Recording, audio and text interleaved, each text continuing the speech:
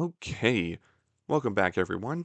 And today we're going to be doing a bit of a dive into a certain character from the Wuthering Waves 3.2 story quest, not focusing on Sigrika. We got plenty of that in the 3.2 story quest. It was an alright quest. I'll give it like an 8 out of 10. It was very interpersonal. It deals with, something a lot of students deal with, especially in college, and it's definitely not like 3.1's quest at all. Like, we didn't get major lore drops for Rover, we didn't get major lore drops for really anyone, except for the character on my screen right now, which is Denia. And that's the focus of this video today. Denia is going to be quite the interesting character, and I want to dive into what makes her tick almost, and most likely her role in the upcoming story quests for this, uh, for Lai Roy. And right off the bat, I'm going to say, spoiler warning, beforehand was my spoiler-free review. From now onwards, it's going to be pure spoilers for the 3.2 story quest. So, if you haven't experienced yet, please go experience it. It's fairly good.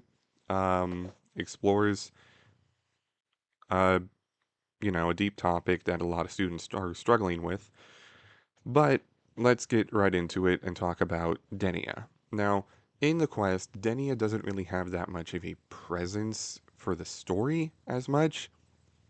She's mainly just there to help introduce Sigrika and to be a bit of a foil against her.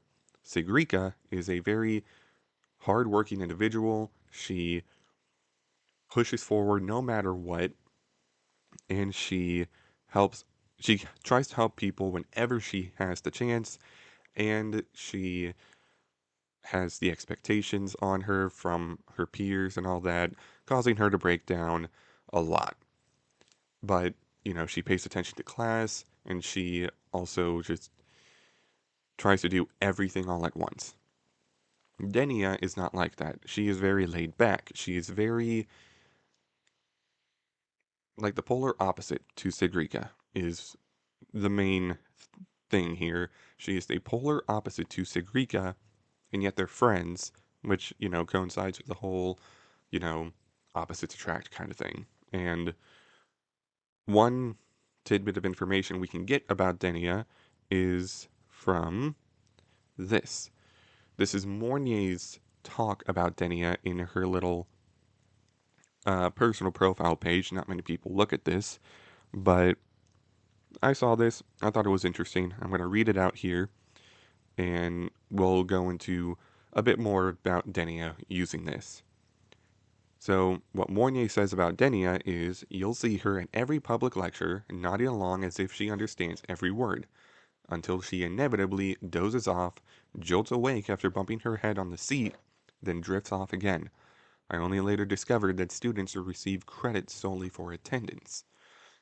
So this gives a lot of characterization for Denia. She is very laid back, relaxed. She's very go with the flow, and she does not pay attention at all in lectures, and probably has middling grades, but that may all be a bit of a red herring, but I'm not entirely sure. For now, I just think this is her true personality.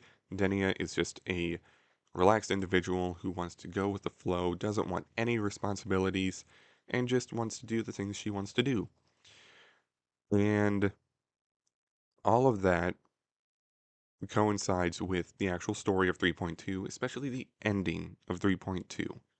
So, in 3.2, we go to the dark side. We help Sigrika through her, you know, the trauma of having so much expectations on her. And then, after that, we have to, fight the big bad. We have to fight the Vortex's eye, as it's called. And if we go over here, hey, they promised not to use that. This whole sequence at the end here, as you can see, it's very, very end, like the last 20 minutes of the quest.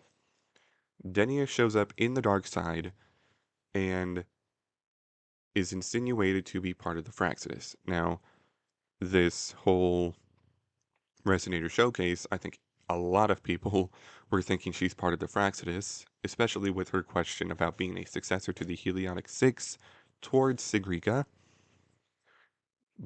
And I even called her out on that. I was like, if you go back and watch my Resonator showcase, which is over there, or just go to my channel, you'll find it, and you'll see that I focus a lot on Denia. I focus a lot on how she's probably Fraxidus and maybe even Siren.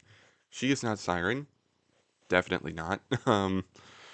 If this clip is anything to go by, but what I think this is she joined Fraxidus as a way to help Sigrika. She is a good friend. She is a caring friend, and she doesn't want to see Sigrika suffer anymore. She knows what Sigrika is going through and wants her to relax, wants her to, let all of those expectations go and live like she does. However, for some reason, she went to the Fraxidus for that. And, we know how the Fraxidus operates. They do their own thing. And towards the end of the quest, Sigrika does say that um, that Denia is gone for a few days, and that, Navora, the Grand Architect, has been on leave as well. And that, you know, tells us that Denia is part of Fraxidus, but not like an actual official member. She's just affiliated with them to help Sigrika. That's what this entire quest was. It was to help Sigrika. She wanted to help Sigrika to break off the chains of expectations. I'm probably repeating myself here, but that's the main crux of her, like, motivation in this quest. And this, hey, they promised not to use that, tells me she's not actually affiliated with Fraxidus fully, and that she just went to them to help Sigrika. Now, what I think the next story may be is that Denia is going to obviously remain with Fraxidus for a bit, but then she's going to fight back. She'll rejoin our side, and she's just going to uh, kind of ease her way back into like the group, I guess. And she'd probably just, you know, ask for an apology from Sigrika. Sigrika would, obviously accept the apology with maybe a bit of chastising from her and all of that. Another thing is she could just turn evil. Like there are two possibilities for this character. She's either fully Fraxidus or she's just having the Fraxidus help her. I personally think it's the helping her aspect, but if she goes full Fraxidus, I would be pleasantly surprised because that's another Fraxidus member in our roster, but we'll have to see. And honestly, it's like, how did she even get in contact with the Fraxidus in the first place? Which is obviously the Grand Architect with Navora, but yeah, there's just a lot of connections between um, Denia, Navora, and Sigrika since they were a trio of friends. So it makes sense that Denia would go to the Fraxidus for help because Navora is the Grand Architect and all of that. So we'll just have to see. And I'm probably just rambling at this point because the bottom line is Sigrika is very much a goody two shoes character, and Denia is kind of the opposite. But she cares for Sigrika a lot as her friend and wants her to sort of, uh, and sort of let go of her expectations and all that, but she turned down a wrong path going for the Fraxidus' help with that. And because of that, she's probably now trapped in the Fraxidus for a little bit until we save her, which we may have Hiyuki help us with that. Um, and we'll learn more about Hiyuki in about 3 weeks.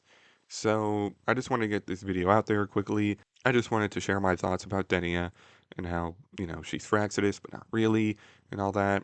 So, yeah, hope you guys enjoyed. Make sure to like, comment, and subscribe, and I will see you all in the next video. Bye!